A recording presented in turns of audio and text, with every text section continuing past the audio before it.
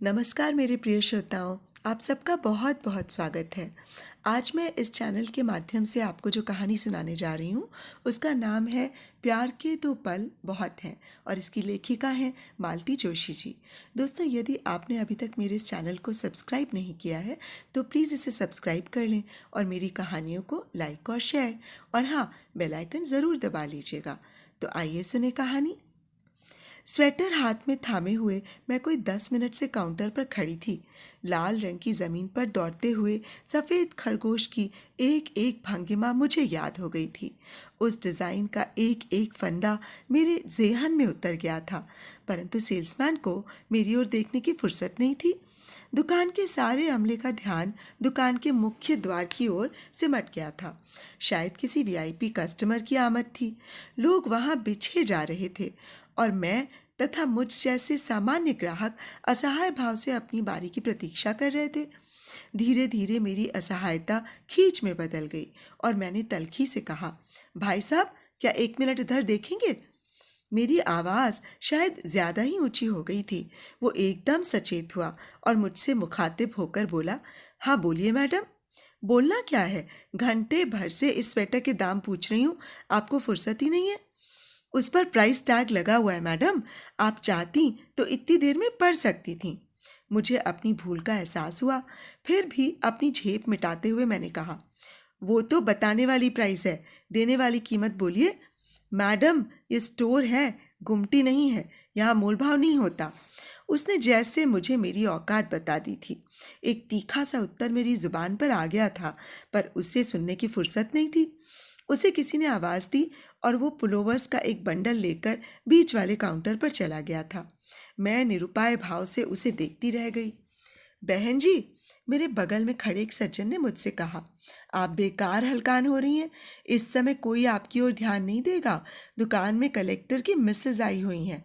इस समय और किसी की पूछ परख नहीं होगी। क्या मतलब? क्या कलेक्टर की मिसेज ही पैसे देती हैं? हम लोग क्या सेत मेत में खरीदते हैं? आप उल्टा बोल रही हैं।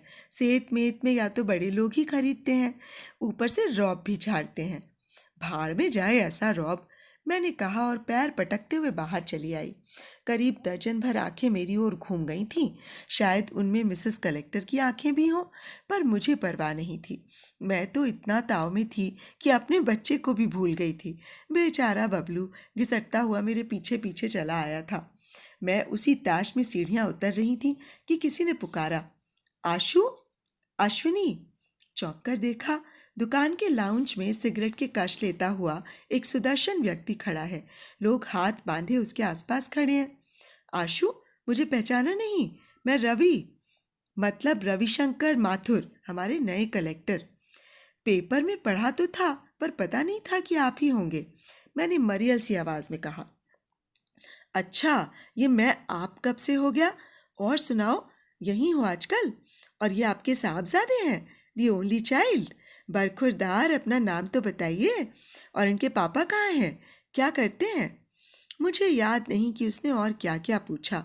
मैंने कितने प्रश्नों के उत्तर दिए, कैसे दिए। बाद में लगा कि अच्छा होता उसकी किसी भी बात का जवाब न देती, सीधे पीठ फेर कर चली आती। उसके प्रजाजनों के सामने उसकी अच्छी किरकिरी होती। पर वो मुलाकात इतनी अप्रत्याशित थी कि उस समय तो मैं बौखला ही गई थी। वो तो मुझे अपनी पत्नी से भी मिलवाना चाह रहा था, पर मेरी जरा भी इच्छा नहीं थी। मिसेस कलेक्टर के सम्मान में अभी भीतर जो नाटक हो गया था, उसकी उसे जानकारी नहीं थी। पर उस औरत से सामना करने का मुझे न तो हौसला था और न ही शौक। कितनी हसरत से, कितनी हिम्मत जुटाकर शहर की उस सबसे महंगी दुकान में पांव दिया था।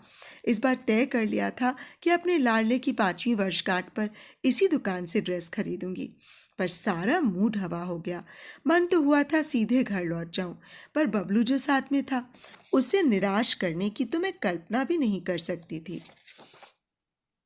और उसे तो सिर्फ कपड़ों से मतलब था खिलौनों से मतलब था। सस्ती महंगी दुकान से उसे कोई फर्क नहीं पड़ना था।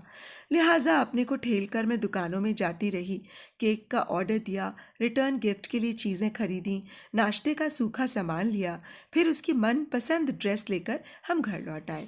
चलते चलते उसने गन की भी फरमाइश कर दी थी, सो वो भी पूरी करनी पड़ी। लौटकर खाना बनाने की ताकत नहीं थी, सो मैं पाव भाजी लेती आई थी। खाकर मैं तो निढाल होकर बिस्तर पर लेट गई। बबलू अपनी गन से कारगिल खेलता रहा। मैं मुग्ध भाव से उसका एकल अभिनय देखते हुए दुकान का अप्रिय प्रसंग भूलने की चेष्टा करती रही। बिस्तर पर लेटे लेटे जब मैंने अपने मन को ईमानदारी से टटोला तो पता चला दुकान में जो घटा वो अप्रिय तो था, पर अप्रत्याशित नहीं था। हम मध्यम वर्गीय खरीदारों को तो दुकानदारों के ऐसे तेवर झेलने की आदत होती है। मन में जो कसक रहा था वो कुछ और ही था। उसका सीधा संबंध रवि से था। आदरणीय रवि शंकर माथुर जिलाधीश जी। जीवन के इस मोड़ पर टकराने की क्या जरूरत थी? एक वक्त था जब मैंने आपका साथ चाहा था, पर उस समय तो आप मुंह मोड़ गए थे। मैंने महत प्रयास से उस अध्याय को जिंदगी की किताब से फाड़ फेंका था। मन को एकदम कोरा बनाकर उस पर एक नई इबारत लिखनी शुरू की थी। मेरे इस सायास आयोजन में आपकी दखल अंदाजी क्यों? अनचाहे मन अतीत की ओर लौट गया। कितनी पुरानी बात थी, 20-22 साल तो हो ही गए होंगे, पर वह दंश, वो घाव जैसे आज भी उतना ही ताज़ा है। एमए प्रीवियस में पढ़ रही थी मैं। उस दिन फाइनल वालों का फेयरवेल डिनर था। बन सवर कर मैं ठीक 7 बजे हॉल पर पहुंच गई। कार्यक्रम की कंपेयरिंग मुझे ही करनी थी, मुझे और रवि को। हम दोनों ने जैसे कॉलेज के हर फंक्शन का ठेका ले रखा था, फिर ये तो हमारा अपना कार्यक्रम था। रवि, आ जाओ, थोड़ी स्क्रिप्ट की आउटलाइन बना लेते हैं। मेरी इस बात का जवाब दिया नरेंद्र ने। बोला, उससे क्या फेयरवेल स्पीच करवाती हो, बल्कि तुम्हें तो उसके लिए भी एक फेयरवेल नोट बनाना चाहिए। एक बुके उसके लिए भी मंगवाओ। मतलब मेरा यार दिल्ली जा रहा है। मैंने प्रश्नार्थक दृष्टि से रवि की ओर देखा। बड़े बेलौस अंदाज में बोला, हाँ आशु, नरेंद्र ठीक कह रहा है, मैं दिल्ली जा रहा हूँ। लेकिन क्यों? आईएएस की कोचिंग के लिए। छोटे चाचा आजकल वहीं हैं। उन्होंने कहा है कि आईएएस अगर करनी है तो यहाँ आकर कोचिंग लो। तो क्या परीक्षा नहीं दोगे? फाइनल होता तो शायद दे भी देता, पर अब 1.5 साल बर्बाद करने में कोई तुक नहीं है। ये 2 साल वहाँ लगा दूंगा तो जिंदगी बन जाएगी। मुझे और भी बहुत कुछ पूछना था, पर तभी छात्रों का एक हुजूम सा भीतर दाखिल हुआ और बात वहीं ख़त्म हो गई।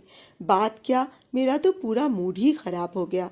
उस दिन का सारा कार्यक्रम मैंने बड़े बेमन से निपटाया। रवि लेकिन बहुत खुश था, पूरे समय चहक रहा था। लोगों की बधाइयाँ ऐसे स्वीकार कर रहा था मानो सचमुच सिलेक्शन हो गया हो। मुझे उसके जाने का दुख ज़्यादा था या कि अपने अहम को ठेस पहुंचने का, ये मैं खुद ही तय नहीं कर पा रही थी। पर एक बात तय है, इतनी बड़ी खबर किसी तीसरे के मुंह से सुनना मुझे अच्छा नहीं लगा था। 2 दिनों तक मैं उससे बात करने को तरसती रही, पर मौका ही न मिला। पता लगा टीसी आदि निकलवाने में व्यस्त है, मतलब कि जाने की पूरी तैयारी हो चुकी है। मेरा तो कलेजा मुंह को आने लगा। तीसरे दिन मैंने उसे पकड़ ही लिया। हस्बे मामूल दोस्तों से घिरा हुआ था। चैटर्जी सर का पीरियड था, जिसे हम दोनों कभी मिस नहीं करते थे। उसे तो खैर अब कोई परवाह नहीं थी, पर उसकी खातिर मैंने भी पीरियड गोल कर दिया। सारा संकोच त्याग कर सीधे सामने जाकर खड़ी हो गई। रवि, ज़रा मेरे साथ लाइब्रेरी तक चल सकोगे ना? वो चौंक पड़ा, फिर संभल कर बोला, क्यों, आज क्लास में नहीं जाना है? नहीं, लाइब्रेरी में ज़रूरी काम है। वो मना नहीं कर सका। यार लोग भी समझदारी से तितर बितर हो गए। चलो, उसने कहा और साथ हो लिया। मैंने सीधे कैंटीन की राह पकड़ ली। तुम तो लाइब्रेरी जा रही थी ना? नहीं, मुझे तुमसे ज़रूरी बात करनी है और लाइब्रेरी में बात करना मना है। उसने शायद खतरे को भांप लिया, वहीं रास्ते में ठिठक कर खड़ा हो गया। बोलो, क्या बात है? बात यूँ खड़े खड़े नहीं हो सकती। कैंटीन न जाना चाहो तो यहीं कहीं घास पर बैठ लेते हैं। और प्लीज़ इस तरह बार बार घड़ी मत देखो। आज की गाड़ी से ही तो नहीं जा रहे हो ना? वो झेप गया। फिर हम लोग चुपचाप चलते हुए कैंटीन तक आ गए। जैसा कि मैं जानती थी, इतनी सुबह वो लगभग खाली थी। हम लोग सबसे कोने वाली मेज पर जाकर बैठ गए। हाँ, अब बोलो क्या बात है? उसने बेजार से लहजे में कहा। तो तुम जा रहे हो? हाँ। कितने दिनों के लिए?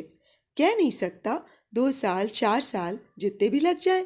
जो काम ठान लिया है उसे पूरा करके ही लौटना है। तब तक मैं क्या करूं? कर तो रही हो। प्रीवियस करो, फाइनल करो, चाहो तो पीएचडी कर लेना। वैसे भी लेक्चररशिप तुम्हारी तय है।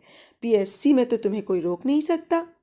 तुम क्या सोचते हो, तुम्हें मैंने अपने करियर गाइड नियुक्त किया हुआ है? तो फिर मुझसे पूछने का मतलब क्या है? मैं ये पूछ रही हूँ कि मेरे लिए क्या सोचा है। वो ठठा कर हंस पड़ा। अरे, तुम तो एकदम वो परिणीता वाली मीना कुमारी की टोन में बोल रही हो। मुझे क्या करना होगा? उसने मीना कुमारी की नकल उतारते हुए कहा। वो अब भी हंसे जा रहा था, पर जब मैंने उसकी हंसी में साथ नहीं दिया तो चुप हो गया। मैंने कहा, यही समझ लो कि ये मैं परिणीता की मीना कुमारी की तरह ही पूछ रही हूँ। मेरे लिए क्या सोचा है? उसकी आंखें आश्चर्य से फैल गईं। आशु, आर यू सीरियस? क्या तुम सीरियस नहीं हो? सॉरी आशु, पर मैंने इस तरह से कभी सोचा ही नहीं था। We are just friends, good friends, no doubt, but just friends. तुम्हें अगर किसी तरह की गलतफहमी हो गई हो तो मुझे बहुत दुख होगा। मैं अपने आप को कभी माफ़ नहीं कर पाऊंगा। लेकिन मैं सच कहता हूँ, इस तरह की बात कभी मेरे मन में उठी ही नहीं। I think we are too young for such things. उसके बाद वो कब उठकर चला गया मुझे पता नहीं। मैं पत्थर की मूर्ति की तरह देर तक अपनी कुर्सी पर बैठी रही। मुझे सिर उठाते भी शर्म आ रही थी। लग रहा था जैसे यहाँ उपस्थित सभी ने मेरे अपमान का नाटक देख लिया है। इस कैंटीन के दरो दीवार भी मेरी फजीहत के चश्मदीद गवाह हैं।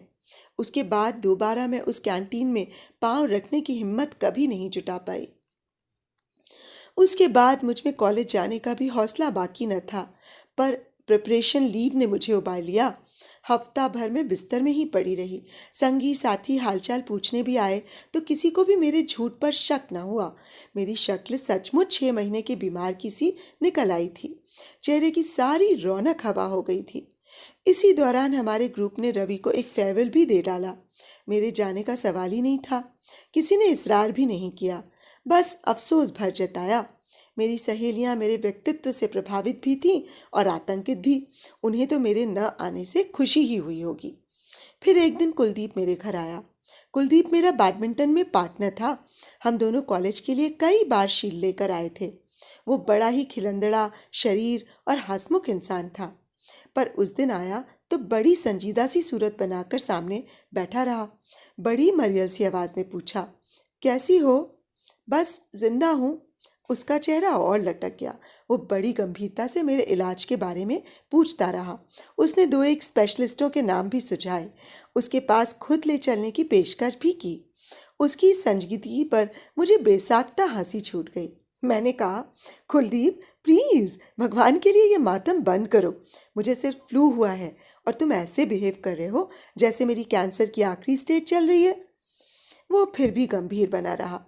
बड़ी देर बाद डूबती सी आवाज में बोला, अगर कैंसर की आखिरी स्टेज होती तो भी मुझे परवाह नहीं थी। मैं घर परिवार से लड़ जाता और तुम्हें डोली में बिठा कर ले जाता। अगर कल को तुम्हें कुछ हो भी जाता तो अपनी हैसियत के मुताबिक एक छोटा मोटा ताजमहल बनवा देता, पर तुमने मौका ही नहीं दिया। कुलदीप, मेरी आंखें आश्चर्य से फैल गई थीं। कुलदीप, ये तुम क्या कह रहे हो? इतना चीखने की जरूरत नहीं है आशु। मैं बिल्कुल अपने होशो हवास में हूँ, लेकिन मैं शायद तुम्हें कभी समझा ना सकूंगा कि मैंने कितनी शिद्दत से तुम्हें चाहा है। मेरी जुबान पर तो जैसे ताला लग गया। तुमने मेरे सपनों पर पानी फेर दिया, और वो भी उस नालायक रवि के लिए। पता है उस दिन पार्टी में वो तुम्हारी कैसी मजाक बना रहा था। बोला, अपने ऊपर मरने वाली हर लड़की से अगर मैं शादी करने लगूं तो मुझे तो नवाबों की तरह एक हरम पालना पड़ेगा। शर्म के मारे मैं कुलदीप से आंख नहीं मिला पाई। रवि पर तो इतना गुस्सा आ रहा था कि सामने होता तो मैं उसका मुंह नोच लेती।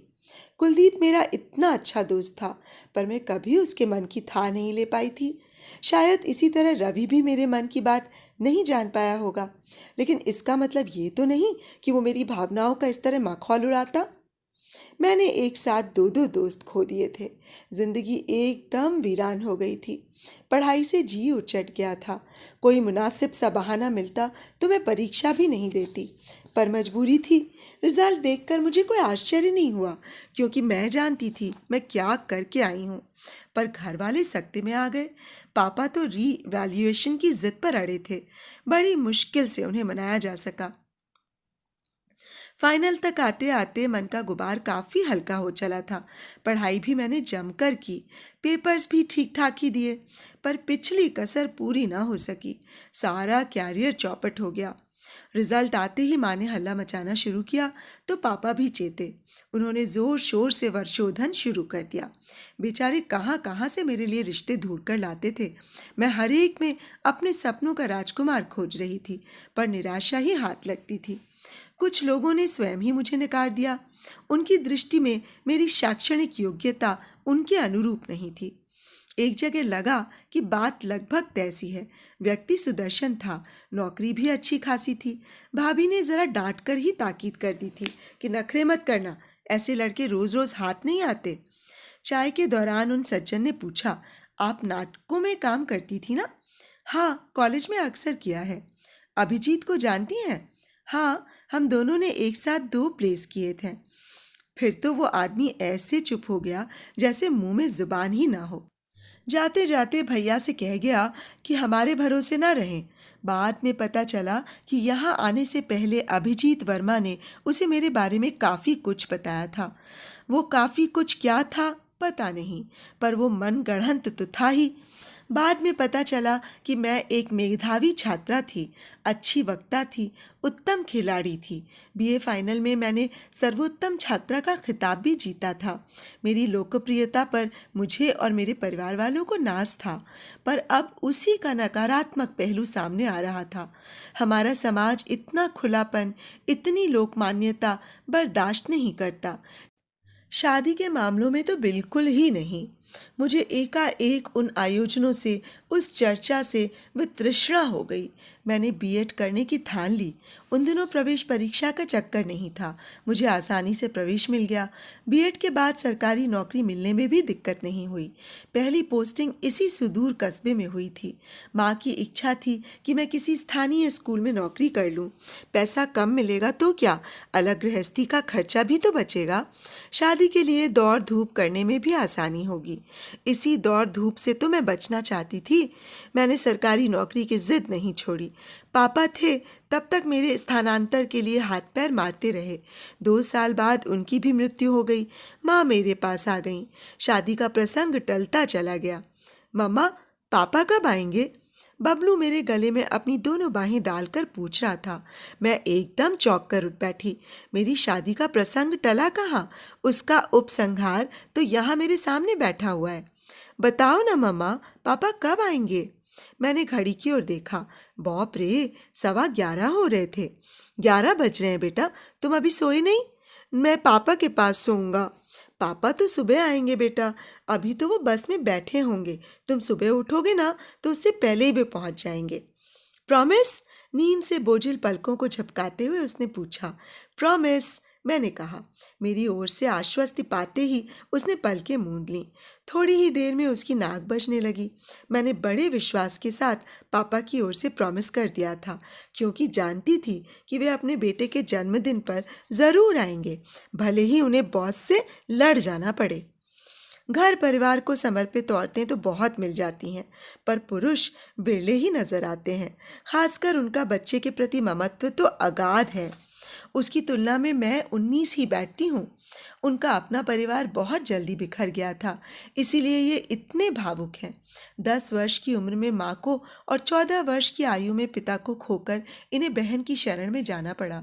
बहन तो अपनी थी, स्नेहमयी थी, पर उस परिवार में वे कभी सहज ना हो सके। उनके जीजाजी ने उन्हें कभी ये भूलने नहीं दिया कि वे दूसरों की रोटियों पर पल रहे हैं। जीजाजी हमेशा अपने स्वर्गीय सास ससुर को कोसते ही रहते कि इतनी बड़ी जिम्मेदारी तो सौंप गए, पर खर्चने के लिए एक फूटी कौड़ी भी नहीं छोड़ी। इन्होंने किसी तरह ग्रेजुएशन तक सब्र किया, फिर जो पहली नौकरी हाथ लगी पकड़ ली और घर छोड़ दिया। पर जहाँ भी रहे आधा वेतन बहन को बराबर भेजते रहे। 10 साल बाद जब जीजाजी न रहे, तब बहन ने ही इसरार किया कि अब ये दान खाता बंद करो, मेरे बेटे कमाऊ हो गए हैं, अब तुम अपनी जिंदगी संवारो। बहन ने ही आगे बढ़कर शादी के लिए पहल की। उन दिनों मेरी शादी की चर्चा भी फिर से प्रासंगिक हो चली थी। माँ बीमार चल रही थीं, मरने से पहले मेरे हाथ पीले कर देना चाहती थीं, घर परिवार का, बेटे बहू का सुख भोगना चाहती थीं। मुझे भी लगा कि माँ के बाद तो मैं यहाँ एकदम अकेली पड़ जाऊंगी, सो मैंने हामी भर ली। भाभी भुनभुनाई भी, कितने अच्छे अच्छे रिश्ते आए थे, तब नखरे करती रही। भाग्य में बाबू ही लिखा था तो कोई क्या करे। मुझे लेकिन कोई मलाल नहीं था। अफसर हो या बाबू, मेरी मांग में सिंदूर देने वाला कोई मिल गया था, यही बहुत था। उस सिंदूर की छाया में अब निरापद मैं अपना अकेलापन काट सकूंगी। सालों से कस्बे के उस स्कूल में पढ़ा रही थी, बुढ़ा रही थी। 32 साल की उम्र में सपने तो सब हवा हो गए थे। शादी बस एक समझौता था परिस्थितियों से। मैंने शादी से कोई उम्मीद नहीं बांधी थी, पर मेरे नए नवेले पति ने मुझे एक बार फिर सपनों की दुनिया में पहुंचा दिया। शादी के बाद वे मुझे मसूरी घुमाने ले गए। उन्होंने मुझे उपहारों से लाद दिया, महंगे होटल्स में खाना खिलाया, टैक्सी में दर्शनीय स्थलों की सैर कराई। वे 8 दिन मेरे जीवन के सबसे अच्छे दिन थे। मैं खूब एंजॉय कर रही थी, पर मन में एक बात बार बार उठ रही थी कि इतनी साधारण सी नौकरी वाला ये शख्स इतना शाह खर्च कैसे है। जरूर कोई ऊपरी आमदनी का जरिया होगा, पर वो समय इतनी ऊंच नीच सोचने का नहीं था। हर क्षण को भरपूर जी लेने का था। पर हर सपना कभी ना कभी तो टूटता ही है। हमारी छुट्टियां भी समाप्त होने को थीं। नौकरी पर लौटने से पहले पति का घर देखने की इच्छा हुई, क्योंकि शादी तो ननद जी के घर से ही हुई थी। असली ससुराल तो वही थी जहाँ पतिदेव का निवास था। छुट्टी के आखिरी 2-3 दिन हमने वहीं बिताए। उस रात मैंने खाना बनाया तो वे अपलक मुझे ताकते रहे। खाना खाते समय इतनी तारीफ की कि मैं संकोच से गड़ ही गई। कहा भी कि आपको इतना आश्चर्य क्यों हो रहा है, मैं तो सालों से खाना बना रही हूँ। हर हिंदुस्तानी लड़की कम से कम दाल चावल रोटी सब्जी तो बना ही लेती है। फिर भी वे उसी तरह अभिभूत बने रहे। सुबह जब बिस्तर में चाय दी तो हर्ष और विस्मय से उनकी आंखें छलक रही थीं। मुझे लगा कि अब चाय की तारीफ में भी कसीदे पढ़े जाएंगे, पर जब बड़ी देर तक कोई बात नहीं हुई तो मैंने चौंक कर देखा। वे चाय का कप हाथ में थामे मुझे एकटक देख रहे थे। मैं कमरा साफ कर रही थी। झाड़ू रोककर मैंने पूछा, ऐसे क्या देख रहे हैं?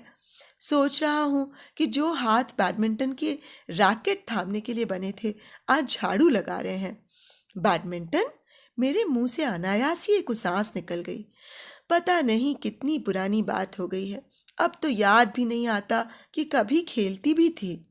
यही तो मैं कह रहा हूँ, तुमने गलती की जो खेलना छोड़ दिया। चाहती तो किसी बैंक वगैरह में आसानी से जॉब पा जाती। वे लोग तो स्पोर्ट्समैन को हाथों हाथ लेते हैं। कुलदीप भी तो लग गया था, शायद कैनरा बैंक में। अब तो बड़ा अफसर बन गया होगा। आप कुलदीप को जानते हैं? हाँ, मैं तो सबको जानता हूँ। कुलदीप, अभिजीत, रविशंकर, असलम, कविता, सुलेखा। पता है, वो सुलेखा एक बार इटारसी में मिली थी। बाप रे, क्या मोटी हो गई है। आप इन सबको कैसे जानते हैं? उन्होंने कोई उत्तर नहीं दिया। चाय का कप तिपाई पर रखकर वे उठे। एक बड़ी सी ट्रंक में से उन्होंने एक फोटो निकाला और मेरे सामने कर दिया। फोटो बहुत पुराना था, पर मैं पहचान गई। वो हमारा बीए का ग्रुप फोटो था। सामने की पंक्ति में हम 8 लड़कियां थीं। रजनी, सुलेखा, शाहीना, मैं, करुणा, गीता, पूनम और कॉलेज की ब्यूटी क्वीन सुगंधा। आपके पास ये फोटो? मेरी बात पूरी होने से पहले ही उन्होंने अपनी उंगली एक बिंदु पर रख दी। तीसरी या चौथी पंक्ति में वो थे। चेहरा तब इतना भरा हुआ नहीं था, पर मैं पहचान गई। आप हमारी क्लास में थे? मेरे आश्चर्य का अंत न था। हाँ, लेकिन सिर्फ जनरल इंग्लिश की क्लास में ही हम लोग साथ बैठते थे। शेष सब्जेक्ट्स अलग थे ना। पर मुझे तो याद नहीं आ रहा। कैसे याद आएगा? पूरे 85 लोगों की क्लास थी और सारे वक्त शोर ही तो होता रहता था। कैसे कैसे तो लोग पढ़ाने आ जाते थे। सक्सेना सर, अवस्थी सर, बस रोल कॉल होने तक लोग क्लास में बैठते थे। बाद में तो कोई उनकी सुनता ही नहीं था। और वो पाठक सर की तो तुम लोग क्या गद बनाते थे। आपको ये भी याद है? हाँ, बैक बेंचेस और करते क्या हैं, केवल मज़े ही तो लेते हैं।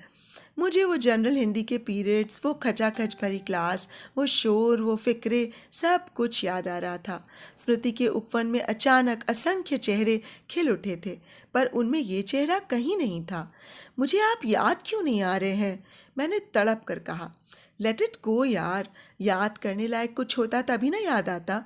ना पढ़ने में, ना खेलने में, ना गाने बजाने में और ना शोर शराबे में। कहीं भी तो मेरा वजूद नहीं था। तुम कैसे याद कर सकती हो? बस डिग्री भर का वास्ता था। सुबह 2 ट्यूशन करके कॉलेज पहुंचता था, शाम को लौटते हुए 2 ट्यूशन्स करता था। इससे ज़्यादा कुछ करने का ना तो हौसला था, ना सुविधा थी। आप मुझे जानते थे? कौन नहीं जानता था? तुम तो you were the pride of our college. तुम, रवि, कुलदीप, सुगंधा, तुम सब पर तो कॉलेज को नाज था। तुम तो बल्कि ऑलराउंडर थी। कभी कभी तो रश्क भी होता था, ईश्वर एक ही व्यक्ति को इतना सब कुछ कैसे दे देता है। हम लोगों ने कभी बात नहीं की। एक आध बार की थी शायद, इलेक्शन के वक्त या फिर डिबेट के बाद तुम्हें कॉन्ग्रेचुलेट किया था। ठीक से याद नहीं। पर मुझे याद क्यों नहीं आ रहा है? कैसे आएगा? तुम्हारे आसपास तो उन दिनों इतनी भीड़ हुआ करती थी। मैंने कितनी मुश्किल से हिम्मत जुटाई थी, मैं ही जानता हूँ। मैं तो सन्न रह गई। ये शख्स तो सब जानता है, सबको पहचानता है। क्या इसे रवि के बारे में मालूम है? क्या ये कुलदीप की भावनाओं को जानता था? क्या अभिजीत ने कभी इसके सामने भी बकवास की होगी? मैं परेशान हो उठी। वो अतीत जो मेरे लिए व्यतीत हो गया था, नए सिरे से उठ खड़ा तो ना होगा। हम लोग एमए में साथ होते तो शायद मुझे याद रहता, मैं आपको पहचान लेती। वहाँ कम लोग होते हैं ना। अरे एमए कहाँ से करता, बीए करने के तो लाले पड़े हुए थे। बोर्ड की परीक्षा में साइंस ग्रुप में 75% मार्क्स थे, पर टेक्निकल लाइन नहीं ले सका। बीए कर सका, यही बहुत था। एमए तो मेरे लिए सपना था। उस समय बस एक ही धुन थी, पैसे कमाकर जीजाजी का कर्ज चुकाना। इसीलिए जो भी नौकरी मिली पकड़ ली। शादी करने का तो कभी सोचा ही नहीं था, शायद अब भी न करता। पर क्या? उस दिन जिज्जी ने तुम्हारी फोटो दिखाई तो मैं हैरान रह गया। तुम्हारा रिश्ता कभी मेरे लिए आएगा, इसकी तो आशा ही नहीं की थी। उस समय तुम तो मेरे लिए आकाश कुसुम थी। पता नहीं किस पुण्य प्रताप से वो मेरी झोली में आ गया। बस भी कीजिए, कुछ भी बोले चले जा रहे हैं। सच कह रहा हूँ अश्विनी, तुम मुझ जैसे मामूली आदमी के लिए नहीं बनी थी। तुम्हारे पिता जीवित होते तो ज़रूर तुम्हारे अनुरूप वर खोजते। मैं जानता हूँ पिता का ना होना क्या होता है, इसे मैं जानता हूँ। नहीं तो आज मैं भी इंजीनियर होता। चलिए, यही समझ लीजिए कि हम दोनों की बदकिस्मती ने ही हम दोनों को मिलाया है। आप अगर इंजीनियर होते तो शायद हमारी शादी नहीं होती। मेरे भाई के पास इतना पैसा नहीं था। मेरी बात शायद उन्हें थोड़ी सी राहत दे गई। उनकी खोई आंखों में चमक लौट आई। उस सुबह ने मुझे भी एक सुखद मोड़ पर लाकर खड़ा कर दिया। उस क्षण से मेरी मानसिकता ही बदल गई। ये शादी मैंने मजबूरी में स्वीकार की थी, पर पति के इस रहस्योद्घाटन ने मेरे जीवन को एक नया अर्थ दे दिया। अब तक मैं प्यार की पीड़ा से ही परिचित थी। प्यार पाने का आनंद क्या होता है, ये पहली बार जाना। कोई मुझे इतना चाहता है, इतने सालों से चाहता है, ये सोच सोच कर मैं पुलकित होती रही। जिंदगी से जो भी गिले शिकवे थे, सब दूर हो गए। इस नई अनुभूति ने मुझे एक नई जीवन दृष्टि दी। मेरे मन में उस गृहस्थी के प्रति एक ममत्व, एक अपनत्व जाग उठा। 2 दिनों तक लगातार खटकर मैंने उनके ब्रह्मचारी आश्रम की काया पलट कर दी। सारे घर को धो पोंछ कर चमका दिया। किचन को जरा तरतीब दी। जो भी सामान था करीने से लगाया। बिस्तर पर नई कढ़ाई वाली चादर बिछा दी। खिड़कियों के लिए नए पर्दे, कुर्सियों के लिए नए कुशन खरीदे। पांव पोछ तक मैंने बदल डाला। वे विस्मय विमुग्ध नज़रों से मुझे देखते रहते, जैसे उन्हें अपनी आंखों पर, अपने भाग्य पर विश्वास न आ रहा हो। जाने से पहले धोबी घाट लगाकर मैंने उनके सारे कपड़े धो डाले, खुद बैठकर प्रेस किए। कपड़े रखते हुए संदूक की तलहटी में रखी पासबुक पर मेरी नज़र पड़ी। उत्सुकतावश मैंने उसे उठा लिया। मन में एक अपराध बोध तो था, पर मैंने मन को समझा लिया कि ये किसी तीसरे व्यक्ति की तो नहीं है, मेरे पति की पासबुक है, उसे खोलने का मेरा हक बनता है। खोलकर देखा, मात्र 500 शेष थे। पिछले 1.5 महीने में करीब 50,000 की राशि समय समय पर निकाली गई थी। जाहिर है शादी का जो भी थोड़ा बहुत खर्च था इन्होंने ही किया होगा।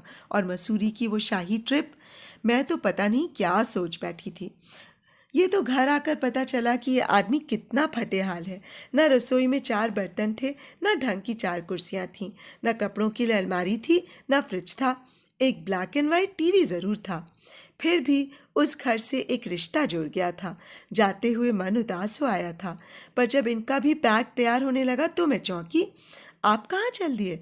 तुम्हें टैक्सी में अकेले कैसे भेज दूँ? पर टैक्सी में जाने की क्या ज़रूरत है?